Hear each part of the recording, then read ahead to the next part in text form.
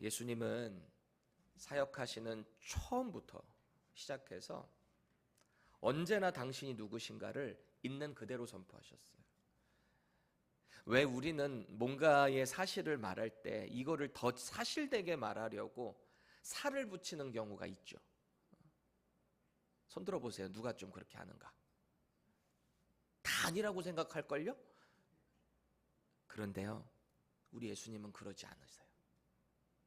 그 자체가 진리이시고 그 자체가 사실이시기 때문에 그냥 있는 대로 자신 있게 선포하실 뿐입니다. 요한복음 2장에 보면 유월절이 다가옵니다. 유월절 하면 율법에서 명령한 절기잖아요.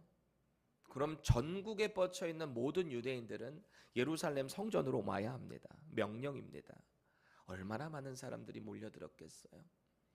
저마다의 정결 의식을 하겠다고 수많은 사람들이 가축을 끌고 온 사람들도 있을 것이고, 준비가 안 된 사람들은 성전에서 사겠다고 이방인의 뜰에 쫙 널브러져 있는 그 가축대들, 여기저기서 막 소리 막 장난 아니었을 거 아니에요.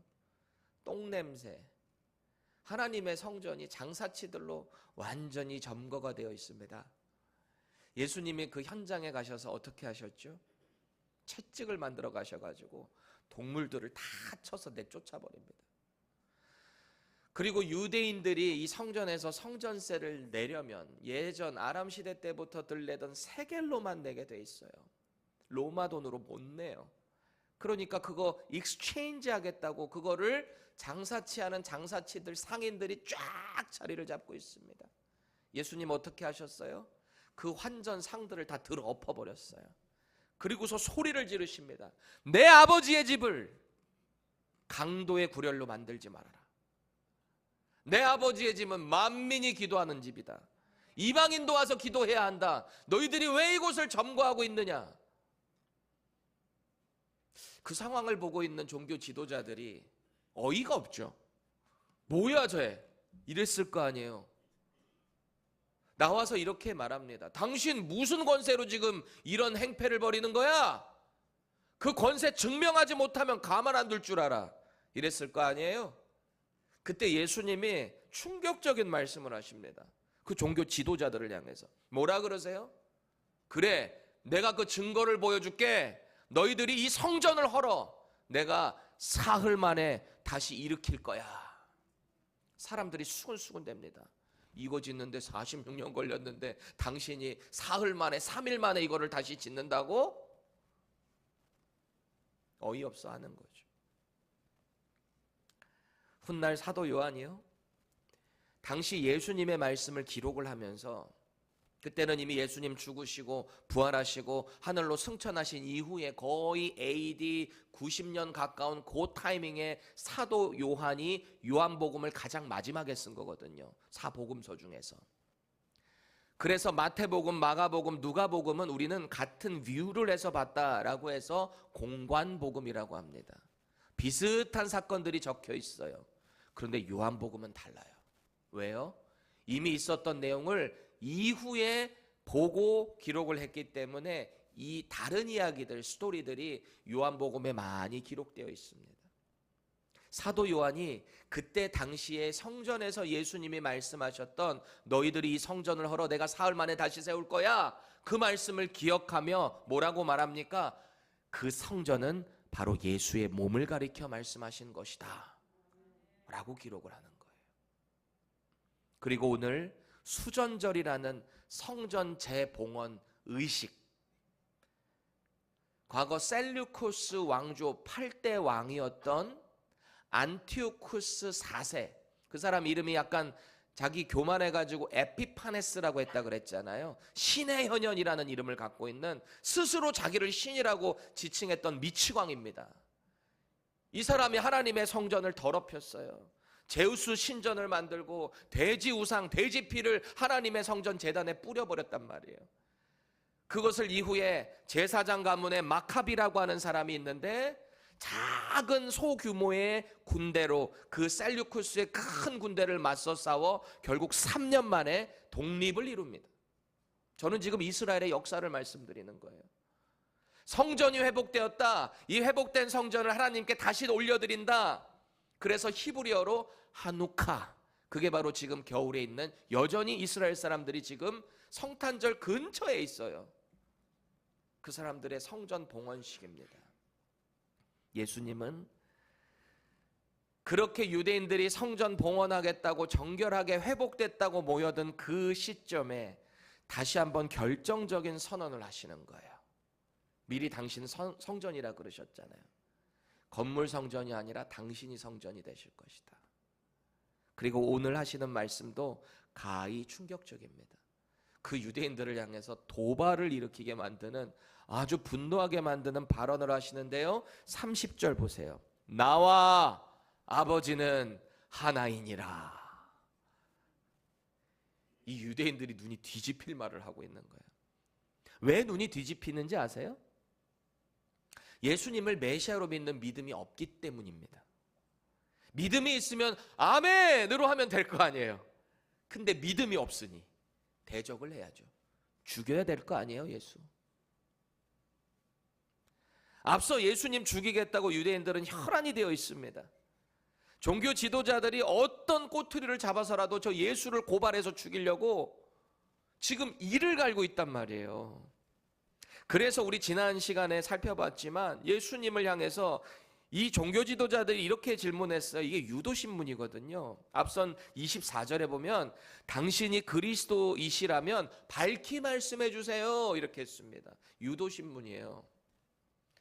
당신 하는 일 보니까 자꾸 스스로를 메시아라고 하는데, 그럼 당신 말로 확실하게 말해주세요. 나는 메시아다.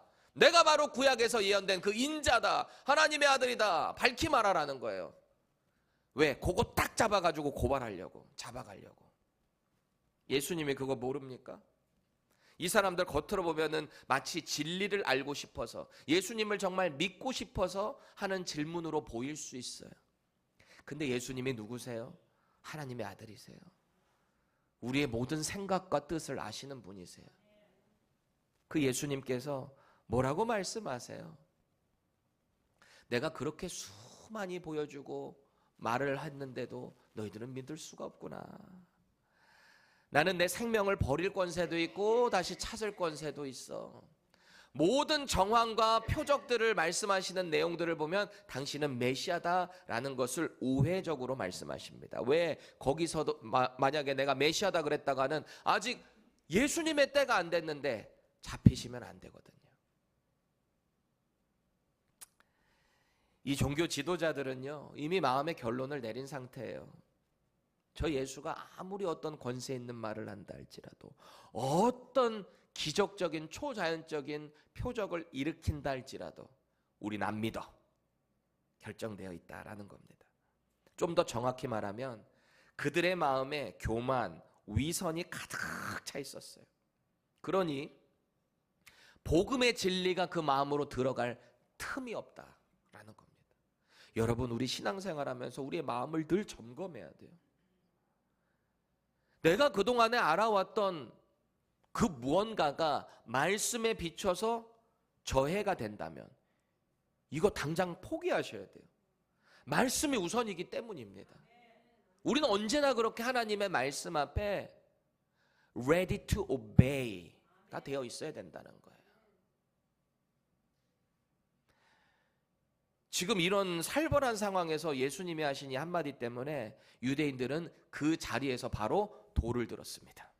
예수님을 향해서. 얼마나 많은 사람들이 있었겠어요. 다 돌을 들었다라는 겁니다.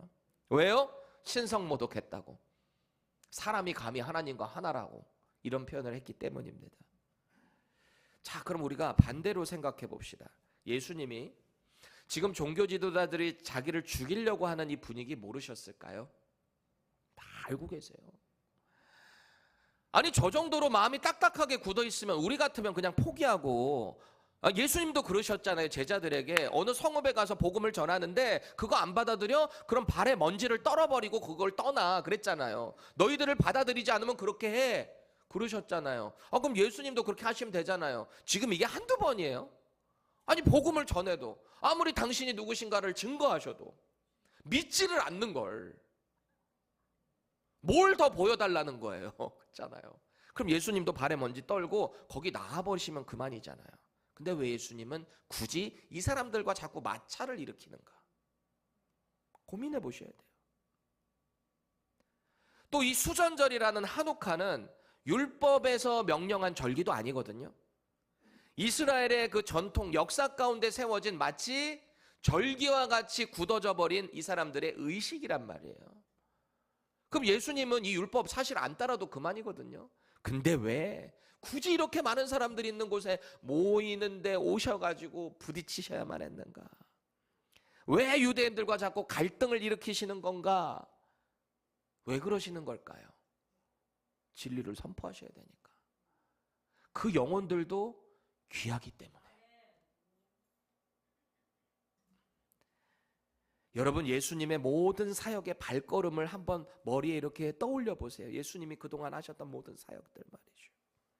그 한 걸음 한 걸음마다 하나님의 계획하심과 하나님의 구원, 그리고 구약의 말씀을 하나하나 이루어 가시는 예수 그리스도의 신실하심이 나타나요. 예수님이 하나님이시잖아요.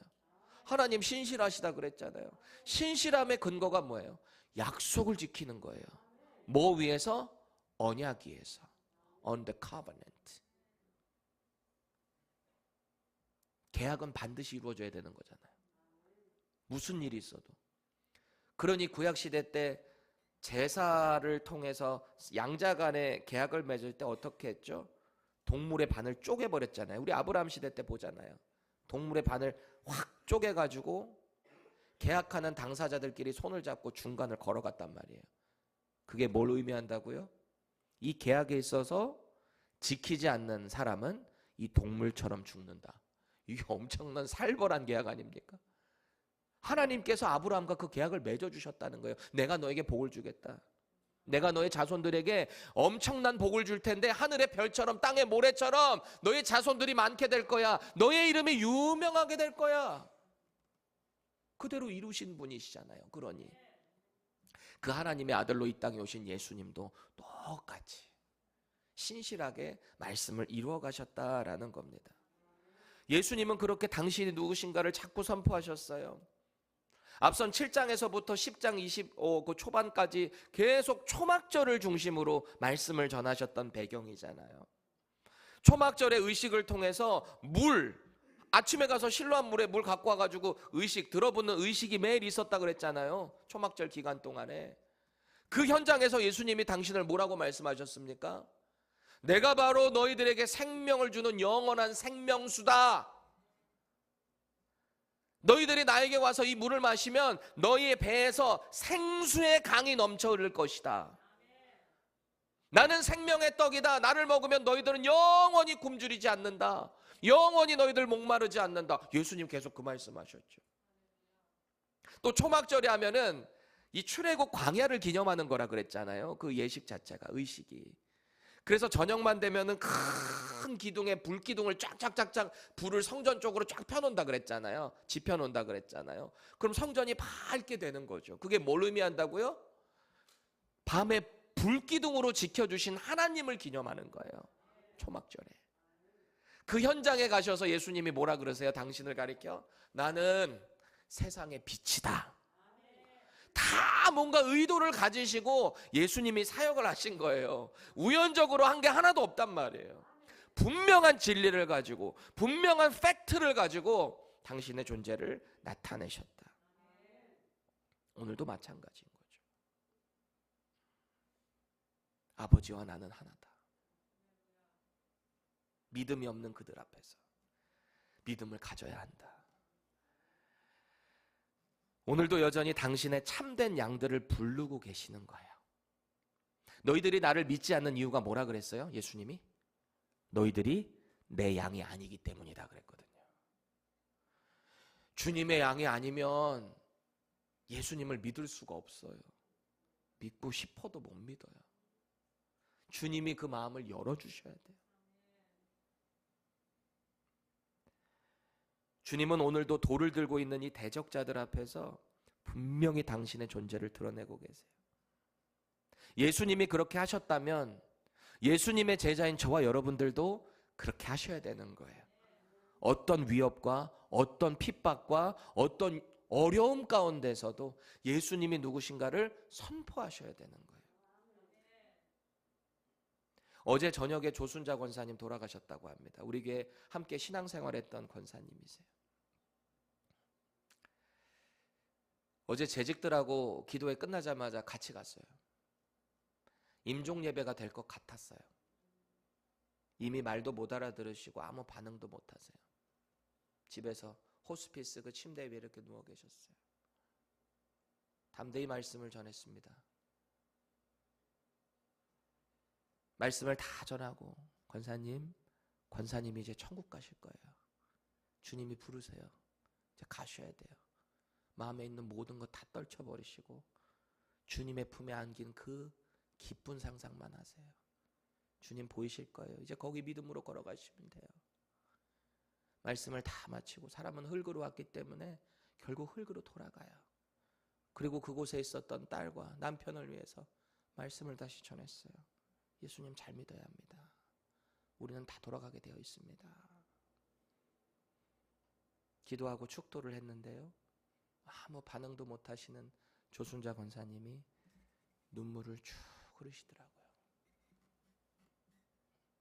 이미 목회를 저도 이래봬도 한 20몇 년을 하다 보니까 20년 지금 됐거든요. 얼마나 많은 장례식을 받겠어요. 같이 또 가기도 하고 돕기도 하고. 죽기 직전에 모든 코마 상태일지라도 귀 다 열려 있는 거 아시죠? 마지막까지 열려 있는 게 귀입니다. 청각이에요. 믿음을 심어주는 거죠. 그 전에도 2번 갈 때마다 복음을 전했어요. 우리가 그렇게 해야 되는 이유가 뭔가? 우리는 진리이신 예수님을 우리 안에 품고 있기 때문입니다. 그분을 어딜 가든지 선포해야 될 사명이 우리에게 있기 때문입니다.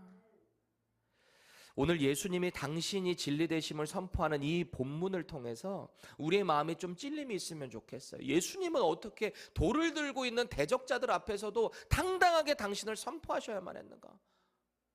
그렇잖아요. 찔림이 있기를 바라고요.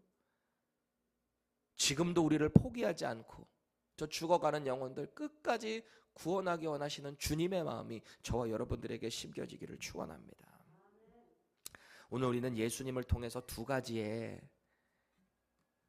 이 반응 가운데 주목할 필요가 있어요. 돌을 들고 있는 사람들 앞에서 반응하는 예수님. 첫 번째, 예수님은요, 신성모독이라는 누명 속에서도 오직 진리만 선포하실 분입니다. 왜? 우리는 감정적인 동물이죠. 나는 진짜를 말하고 있는데 상대가 안 믿으면 여러분 보통 어떻게 반응하세요? 한두 번 정도는 진짜라니까. 근데 계속 안 믿을 뿐만 아니라 여러분을 무시하고 조롱한다면 여러분 어떻게 반응하시겠습니까? 맞서 싸우실 거잖아요. 그렇죠? 근데 예수님은 그러지 않으세요. 원래 있는 사실만 그대로 말씀하실 뿐입니다. 원래 갖고 계신 그 하늘의 지혜와 권세를 가지고 그냥 말씀하실 뿐이에요. 원래 갖고 계시는 그 권능, 능력을 가지고 그냥 표적을 드러내실 뿐입니다. 그게 우리의 예수님입니다. 그러니까 늘 예수님은 당당하실 수밖에 없죠. 아무리 누명을 씌우든 아무리 신성모독이라고 뭐라고 하든 주님은 그냥 그 진리만 걸어가실 뿐이다라는 겁니다. 그럼에도 불구하고 예수님은 이들을 바라볼 때 얼마나 좀 답답하시고 안타까웠을까요?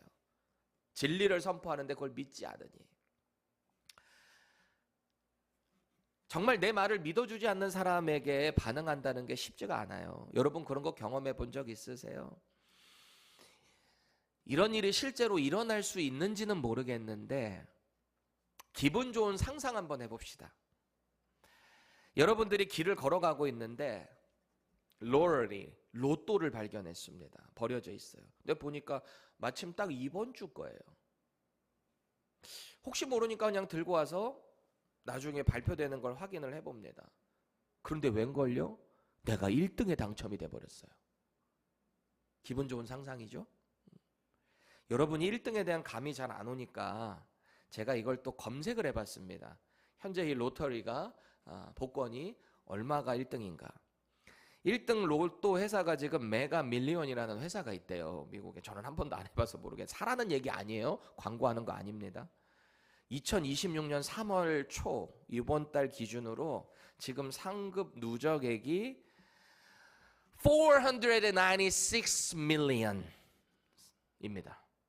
한국 돈으로 7,340억입니다. 지금 현재 1등이. 그 누적액이 아직 안 뽑혔대요. 2월 됐대요. 지금 안 뽑혀가지고. 근데 여러분이 여기에 당첨됐다라고 생각해 보세요. 길거리 가다가 주웠는데. 이제 좀 상상할 맛 나시죠? 친구에게 말합니다. 야, 나 길 가다가 로또 당첨됐다. 나 1등이다. 근데 이 친구가 너무 힘들어하는 친구야. 야, 너 내가 이거 되면은 너 좀 돈 좀 줄게. 이 친구가 뭐라 그래? 장난하냐? 뻥치고 있네. 네가 무슨 1등이야? 아니, 그러면 그 말만 하고 끝나면 그만인데, 야, 너같이 운도 없는 놈이 무슨 1등이야? 말도 안 되는 소리 하고 나를 막 조롱한다고 생각해 보세요. 혹은 그래 계속 그렇게 말해라. 나는 나갈 길 간다. 만약에 이렇게 여러분을 무시한다고 생각하면 이 사람은 왜 그러는 걸까요? 현실 불가능한 일이니까. 안 믿어지니까. 우리 현실에서 있을 수가 없는 일이잖아요, 사실.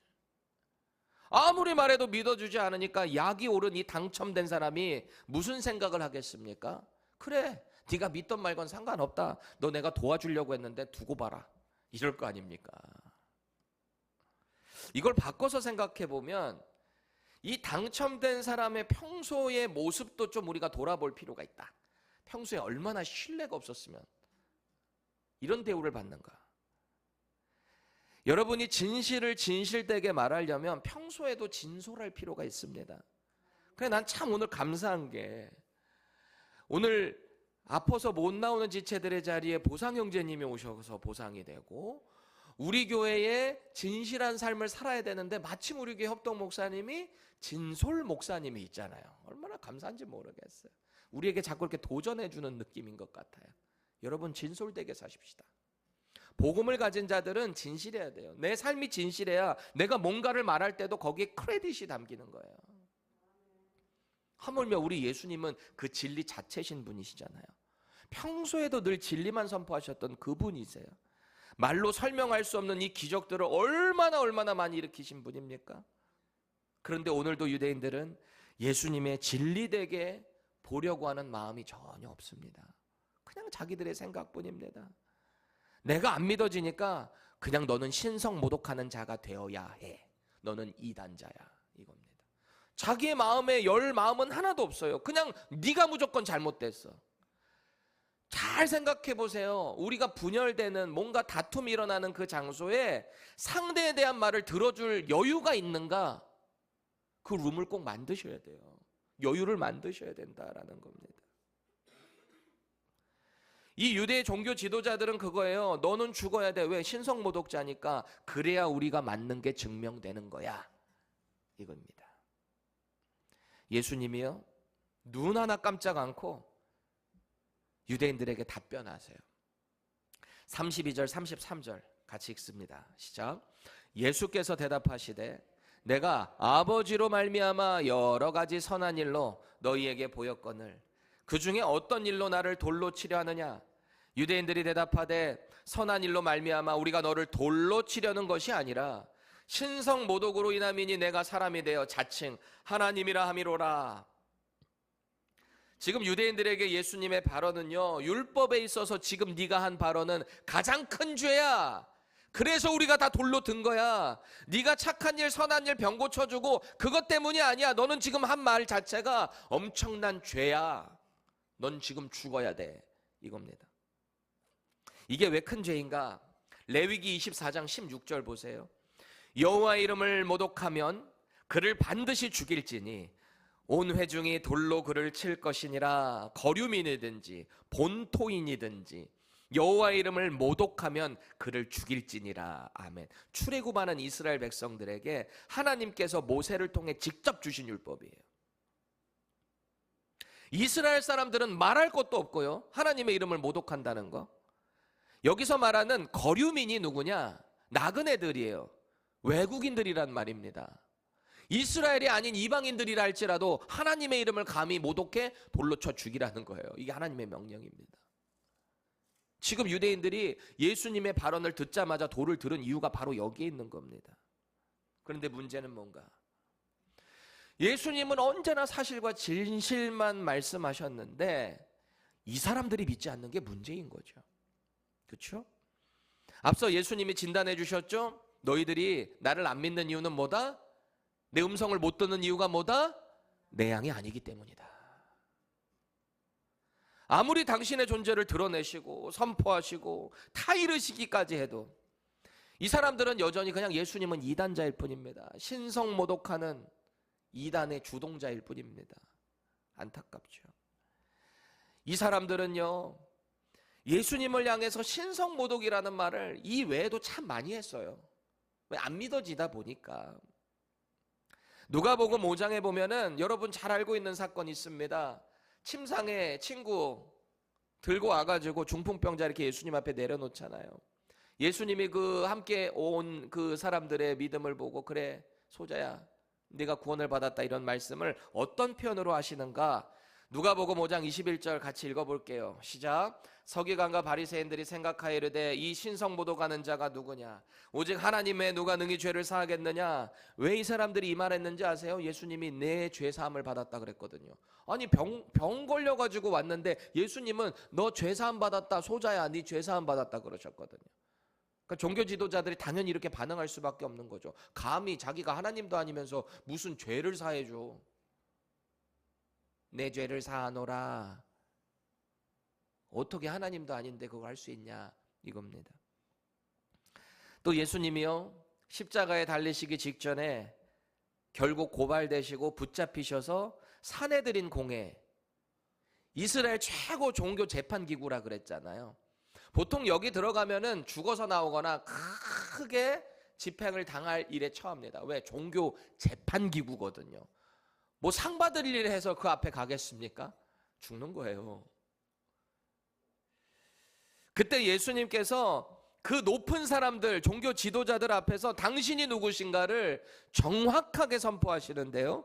마태복음 26장 64절 65절입니다.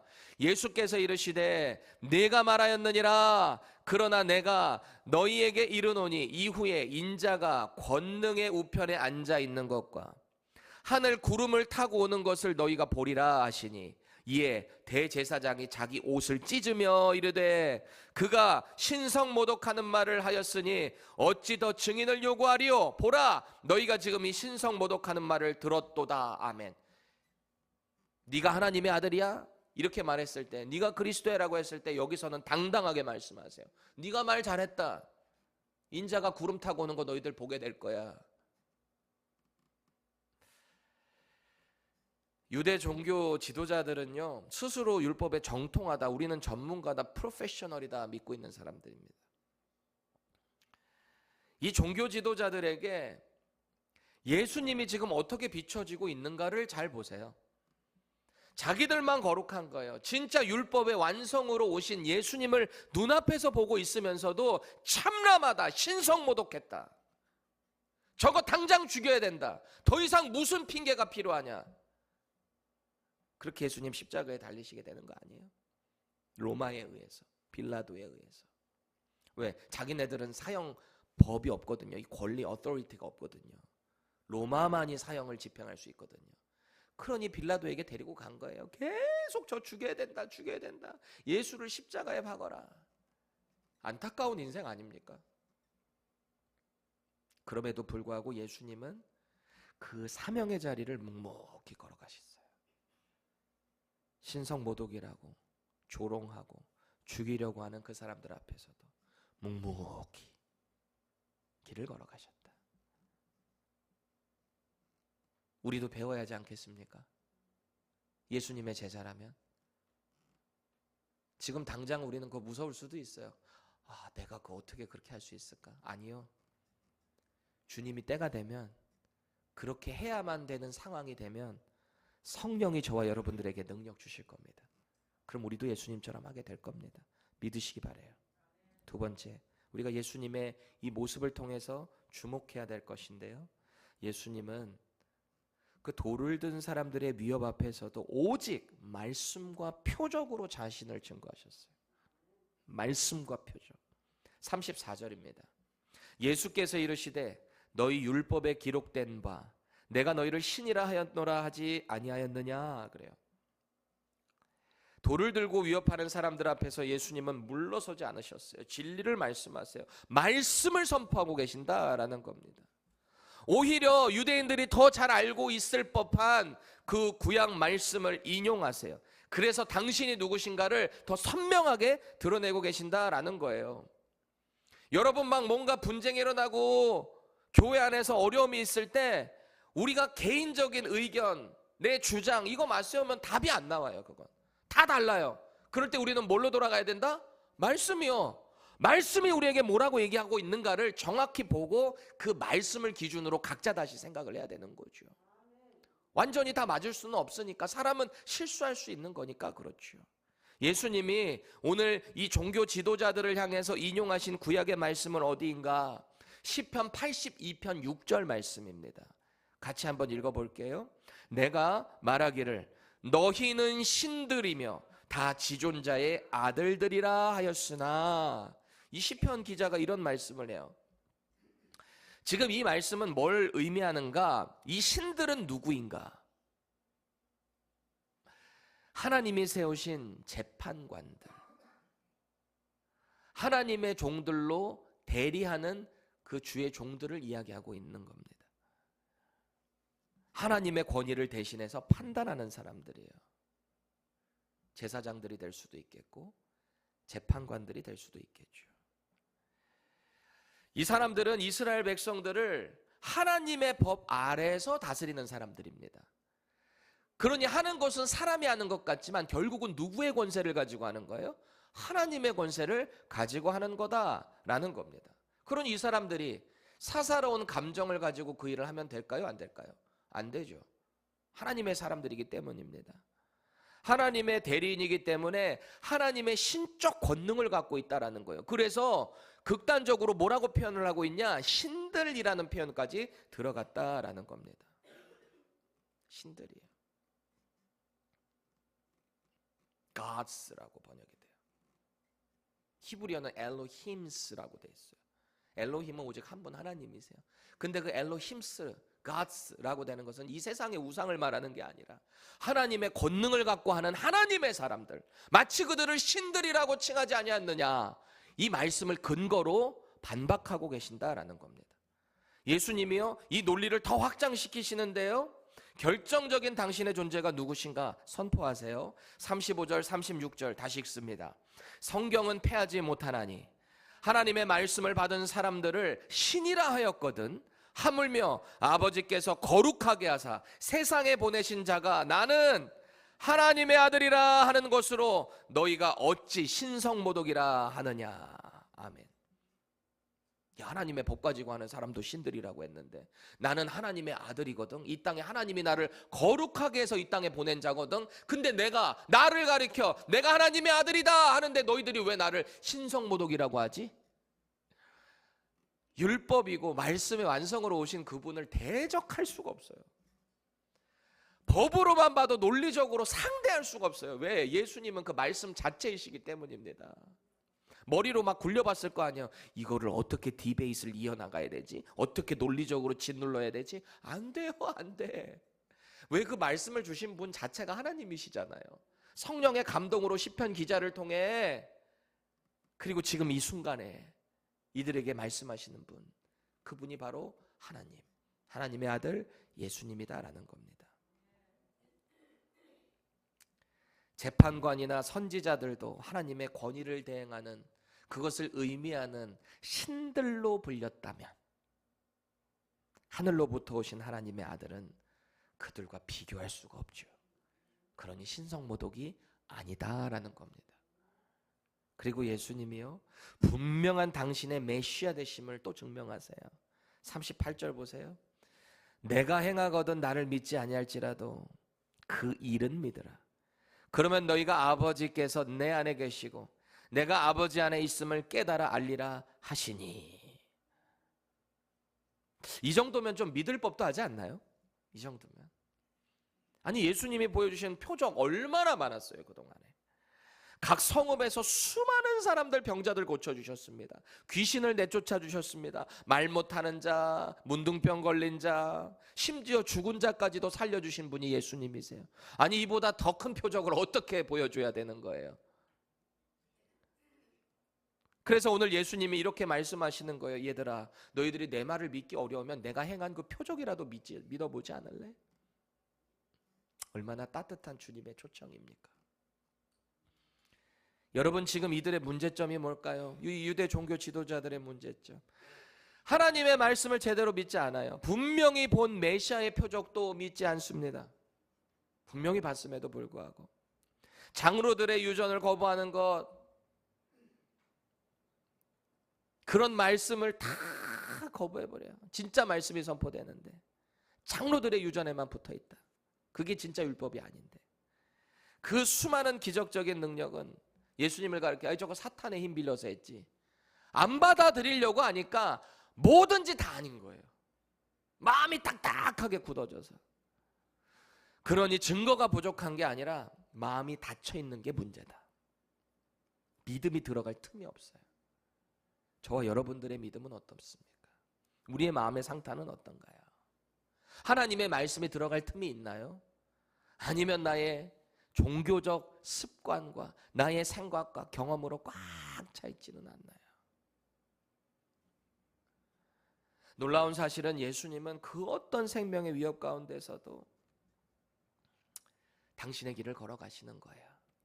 저는 오늘 본문 가운데 너무 신기한 것 하나, 다른 것들도 다 신성의 능력을 나타내시는 거거든요. 뭐 병 고치고 귀신 내쫓고 죽은 사람 살리고 물 위를 걷고 풍랑을 잠잠케 하고 이런 모든 일들, 다 이것도 하나님의 신적 권능인데 저는 참 재밌으면서도 와, 어떻게 이게 가능할까라고 하는 장면이 나오는데 39절 보세요.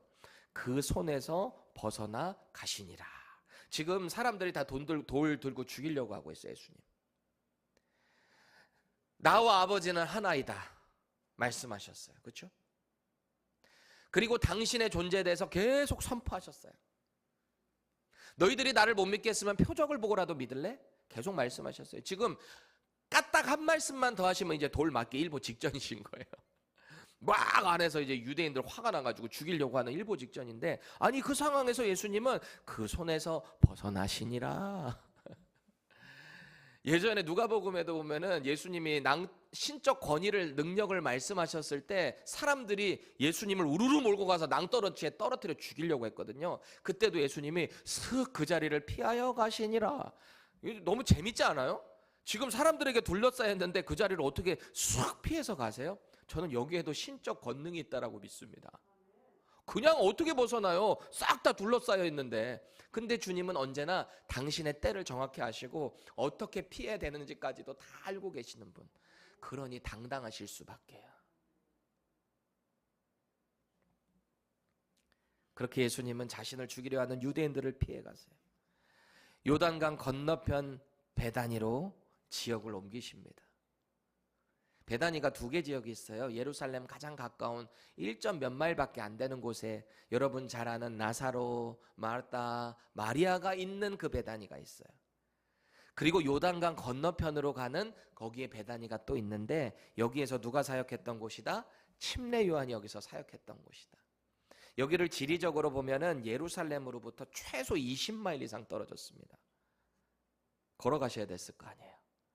한 35km 정도 걸어가야 돼요.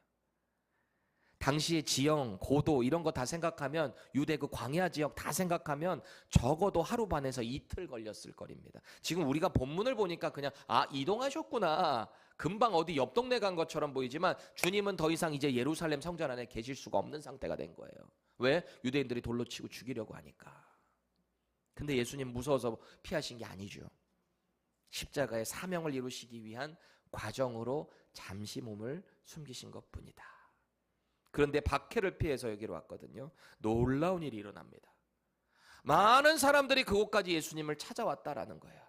41절 보세요. 요한이 이 사람을 가리켜 말한 것은 다 참이라. 예수의 소문을 듣고 많은 사람들이 몰려들었어요. 거기가 또 침례 요한이 사역했던 곳이잖아요. 침례 요한이 그때 뭐라고 말했습니까? 사역할 때, 보라, 세상 죄를 지고 가는 하나님의 어린 양이로다. 이는 하나님의 아들이라. 나는 그의 신을 풀기도 감당하지 못한다. 그렇죠? 그동안 지식적으로만 알던 그 예수에 대해서 예수님을 딱 만나고 믿음이 싹 들어가고 나니까, 그동안 침례 요한이 선포했던 그 말씀들이, 그 내용들이 싹 오버랩이 되는 거예요. 저분이 진짜 메시아구나. 그렇죠? 42절 보세요. 거기서 많은 사람이 예수를 믿으니라. 아멘. 주님의 끈질긴 인내, 진리를 향한 열정, 그것이 결국 이런 열매들을 맺게 됐다. 오늘 우리는 묵묵히 진리를 선포하시는 이 예수님을 바로 보셔야 돼요. 보기만 할 게 아니라 내 삶에 적용을 해야지요. 예수님의 모습이. 스스로 질문해 보세요. 나는 예수에 대한 정보는 많이 알고 있는데 정말 그분을 신뢰하며 살고 있는가? 내 삶에. 지식적으로만 만나는 주님이 아니라 내 삶에 살아있는 분, 실제로 역사하시는 분, 그분으로 나는 믿음을 선포하고 있는가? 각자 점검해 보세요. 스스로를. 혹시 나는 종교적인 익숙함에 머물러 있는 건 아닌가? 아니면 실제로 예수님을 믿고 따르는 제자의 삶을 살고 있는가? 물어보세요. 스스로. 예수님과 성전에서 가까이 했던 수많은 사람들이 있었습니다. 유대인들이 있었습니다. 그 사람들은 예수님을 죽이려고 했습니다. 왜요? 믿음이 없으니까. 그런데 오히려 멀리 떨어져 있는 이 요단강 저편 베다니 사람들은 예수님께 나왔어요. 그리고 그를 메시아로 영접하는 일들이 일어났다라는 겁니다. 많은 사람이 예수님에 대해 들었어요. 그런데 정작 성전이 아닌 곳에서 예수님을 영접하는 일들이 나타난다라는 거예요. 우리는 중요한 질문을 하나 가져야 돼요. 예수님은 그 억울한 상황에서도 왜 끝까지 당신의 존재를 이렇게 선포하셔야만 했는가? 왜 그들을 이렇게까지 설득하셔야만 했는가? 물론 믿음은 설득한다고 되는 건 아니에요. 주님이 그 믿음을 주셔야지 가능해요. 그럼에도 불구하고 메시아의 설득은 다른 거잖아요. 우리가 설득하는 거랑 예수님이 설득하는 건 다른 이야기죠. 왜 예수님은 그렇게 마음이 딱딱하게 굳어져 있는 사람들에게 끊임없이 당신의 존재를 드러내시고 설득하셔야만 했는가? 라는 겁니다. 그 이유는 분명해요. 그들 가운데서도 믿을 사람이 있기 때문입니다. 그들 가운데서도. 겉으로 보기에는 다 적대적일 수 있어요. 저 피 한 방울 안 날 거야, 저 사람. 그런 사람이 있을 수 있어요. 다 그런데 그 중에도 주님의 양이 숨어 있어요. 주님의 양이. 우리가 스스로 자꾸 판단하면 안 돼요. 어떤 목사님이 20년 동안 한 친구에게 복음을 전했다라고 해요. 한 친구에게 20년 동안. 예수 믿어야 돼. 예수 믿고 천국 가야지. 그 친구는 늘 비웃었대요. 나는 됐어. 너나 믿어. 그래, 넌 직업이 목사니까 너나 해. 그랬대요. 그러던 어느 날 이 친구가 폐암 말기로 병원에 입원을 하게 됩니다. 이제 삶이 얼마 안 남아있는 타이밍입니다. 그리고는 그 친구가 이 목사님에게 이렇게 고백을 합니다. 친구, 지난 20년 동안 나한테 끊임없이 예수 믿으라고 한 사람은 너밖에 없어. 나 지금 준비됐어. 그 예수가 누군지 나한테 설명 좀 해줘봐. 나 듣고 싶어. 그렇게 복음을 받아들이고 물에 잠길 수는 없으니까 병상에서 세례를 주는, 구원받는 기적이 있었다고 합니다. 여러분, 우리는 종종 복음을 거부하는 나의 가족, 내 주변 지인들을 바라보면서 딱딱하게 굳어져 있는 그 사람들 보면서 저 사람 안 돼. 저 사람은 예수님 와도 안 믿을 거야. 그건 우리의 판단이에요. 저 사람은 하나님도 못해. 그건 우리의 판단이에요. 그보다 교만한 말은 없어요. 우리가 뭔데 하나님을 대변해요? 우리가 뭔데 하나님의 그 능력을 우리식으로 해석할 수 있을까요?